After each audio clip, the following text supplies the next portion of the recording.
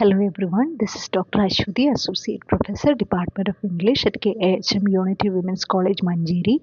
In today's lecture, we will look closely at William Faulkner's The Sound and the Fury, one of the central modernist novels of the 20th century. Here, our aim is to place the novel within Faulkner's larger body of work, sketch its basic story, and highlight the narrative method, themes, and characters mentioned here in the slides. William Faulkner is often called the chief storyteller of American South, which means his fiction repeatedly returns to Southern history, especially the legacies of slavery, the Civil War, and their long aftermath. He received Nobel Prize for Literature, and his novels are known for probing the ethical and psychological damage produced by these histories. He is sometimes labeled an American Shakespeare because of the intensity of his language, the tragic breadth of his vision, and his interest in flawed human beings caught in powerful social and historical forces. Faulkner follows and extends the modernist experiments of writers such as James Joyce and Virginia Woolf, particularly in his use of interior monologue and fractured time. Most of his major works take place in Yoknapatawpha country, an invented Mississippi setting that condenses and symbolizes the wider American South. Born in Mississippi in 1897, Faulkner's uneven formal education did not prevent him from becoming a sophisticated, self-taught artist whose regional experience shaped his distinctive narrative style. Now, coming to his works, Faulkner's overall works reminds us that The Sound and the Fury belong to a larger sequence of novels and stories set in the same fictional country. These texts often share families, places, and histories, forming an intricate network. For the current discussion, it is enough to remember that this novel is one part of a continuing exploration of Southern decline, racial tension, guilt, and memory. Reading it in this wider context shows how the Compson story echoes and refracts other Southern narratives in Faulkner's fiction. The title, The Sound and the Fury, comes from Macbeth, where life is described as noisy and passionate yet apparently meaningless. This intertext already hints at a tragic and possibly bleak outlook. In the novel, that sense of chaotic emotion is channeled through the inner lives of the Compson family members, whose mental worlds are disordered but deeply charged with significance. At the simplest level, the book recounts the history of Compsons, a Southern aristocratic family in steep moral and social decline. It is an emotionally intense narrative with a strong ethical dimension because it constantly raises questions about responsibility, about sexuality, family loyalty, and the failure of inherited codes. Rather than emphasizing external incidents, the text concentrates on mental life, on thought, feeling, and memory. The story is set in the American South in Faulkner's imaginary Yoknapatawpha country, which functions as a miniature version of the region. The novel employs stream of consciousness, a technique that attempts to follow the flow of characters' mind, often without conventional order or explanation. The narrative is polyphonic. Instead of a single stable narrator, several voices speak, each with its own perspective and limitations. The book operates through two major kinds of shifts. First, time is constantly disrupted. The narrative jumps between different moments, so that the readers must reconstruct the chronology for themselves. Second, the narrative perspective shifts from one focal character to another, requiring us to compare their account and recognize their biases. For advanced readers, these shifts are not obstacles, but um, this is the way how the meaning is produced in this particular novel. Now, coming to the plot, the central thread is the three Compson brothers' intense preoccupation with their sister named Caddy. Each brother's relation to her is different, yet all three are shaped by jealousy, desire, idealization, and a sense of irreparable loss. The novel is saturated with moral questions, especially about sexual behavior, familial duty, and the collapse of inherited social norms. The family's decline is not only about status or money, it is also a collapse of ethical vision and emotional responsibility. Formally, first three sections of the book are presented through the minds of the brothers Benji, Quentin, and Jason. Each section gives us a distinct psychological landscape and a partial view of the shared events. The final section shifts to a third person narrative with a strong focus on Dilse, offering a comparatively external and stabilizing perspective of the Compson downfall. As readers, we are required to assemble the plot from these overlapping, non linear accounts rather than receive a ready made sequence.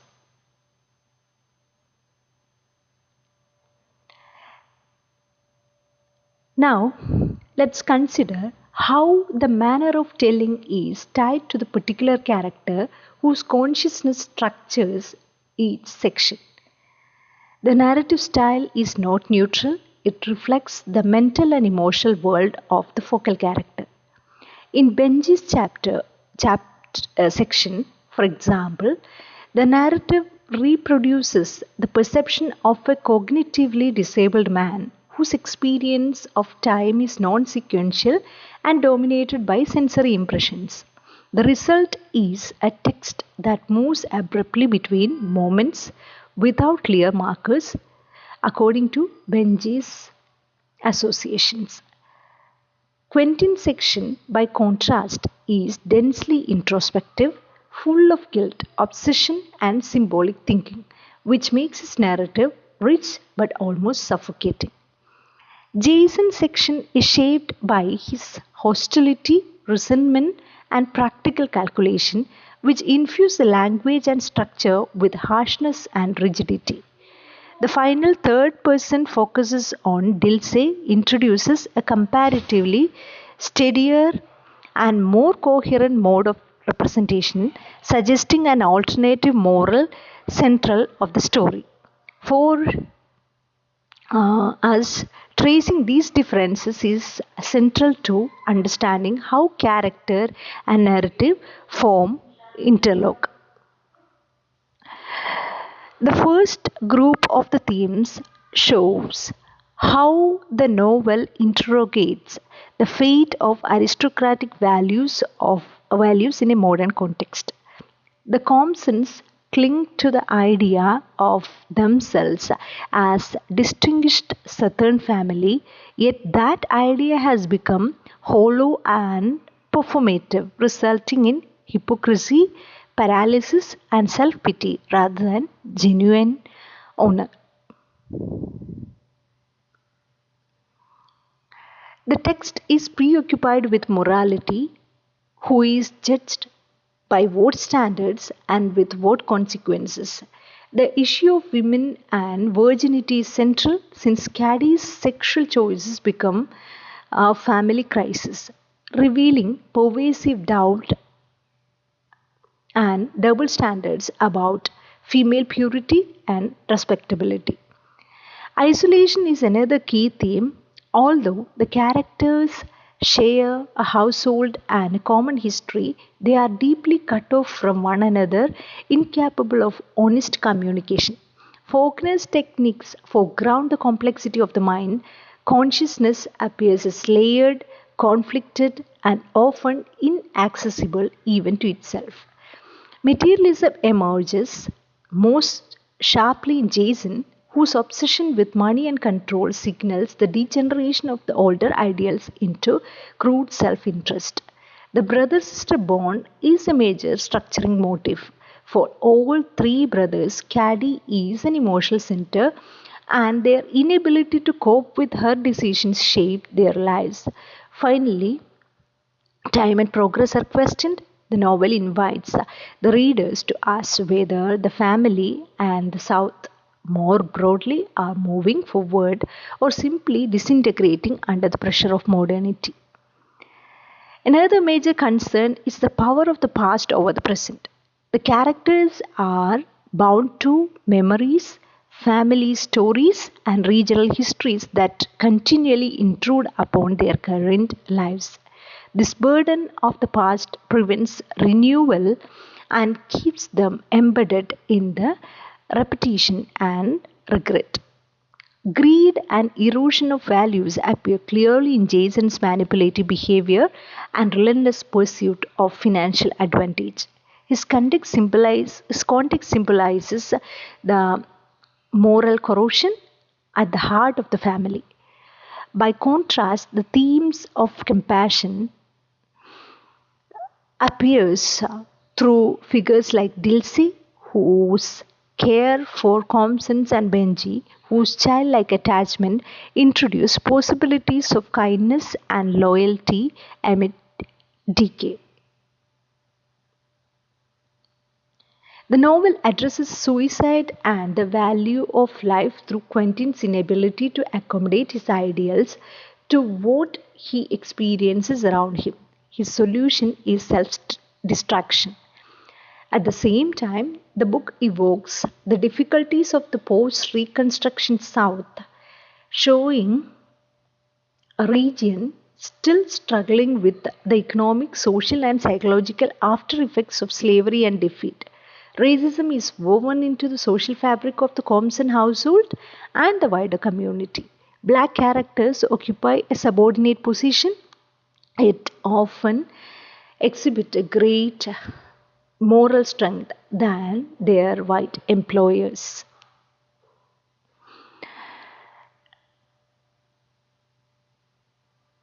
The following themes point out to human attempts to endure a disordered world.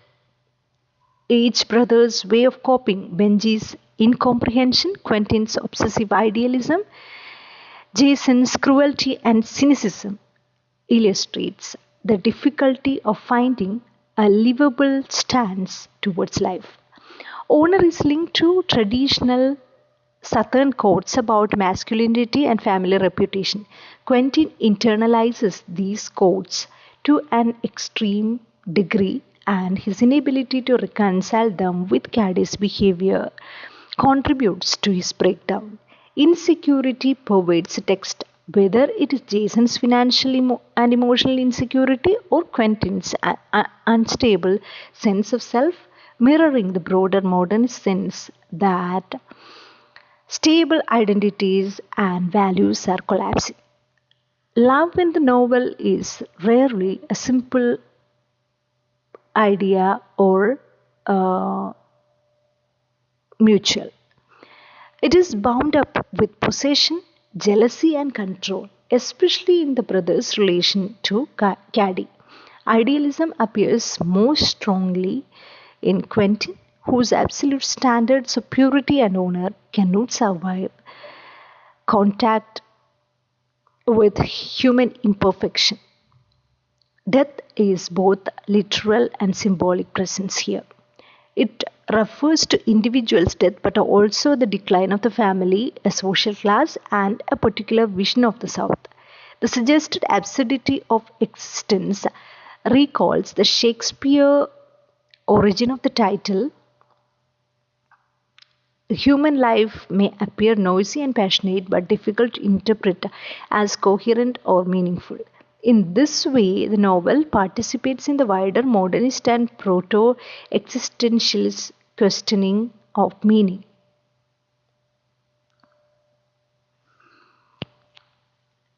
Here we have the core family group, the parents, Jason and Caroline Thompson, and their children, Benji, Caddy, Quentin, and Jason.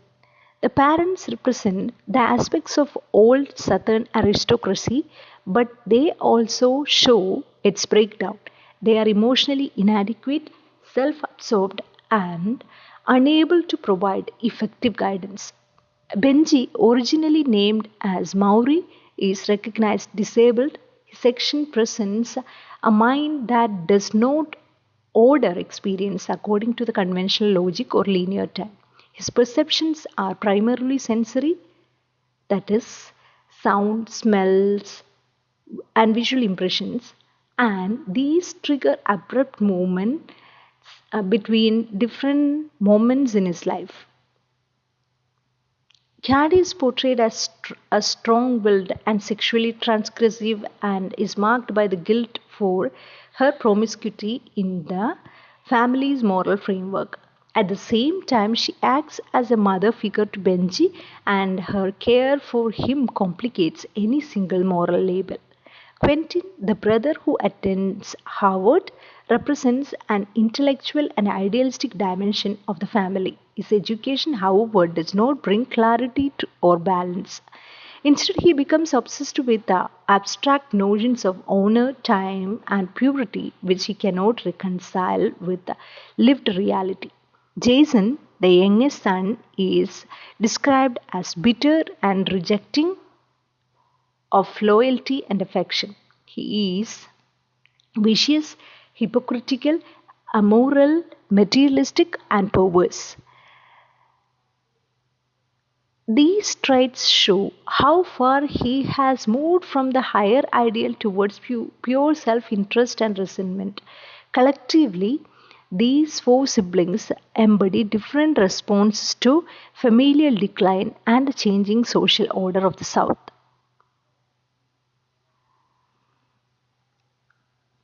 Dilsey is singled out as an important character, and this emphasis is crucial.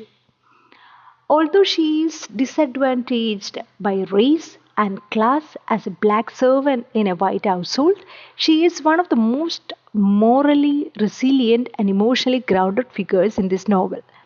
She functions as a kind of alternative matriarch, constant, dependable, and strong in contrast to the biological mother's ineffectiveness.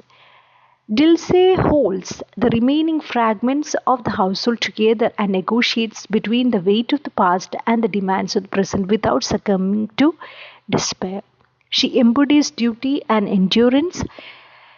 Despite Compson's decline and frequent ingratitude, she continues to care for them. She is presented as affectionate and self sacrificing, which throws the selfishness of others into sharp relief. Her religious faith underpins her conviction that there is some ultimate order or purpose beyond the immediate chaos, offering a countervision to the apparent meaninglessness that haunts Compson's family. Her presence in the final section is therefore central to any ethical or spiritual reading of the text.